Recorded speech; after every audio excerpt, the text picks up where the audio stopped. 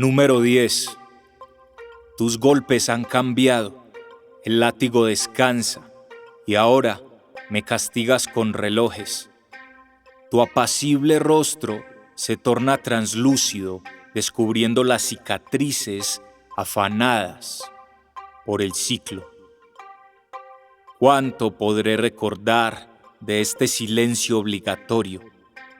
Espero que el miedo se haga humo.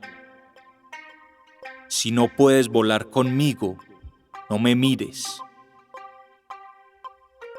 ¿Cuándo me convertí en la rúbrica de tu decepción?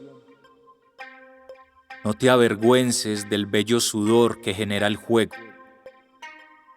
Este dinosaurio me sabe escuchar mucho mejor.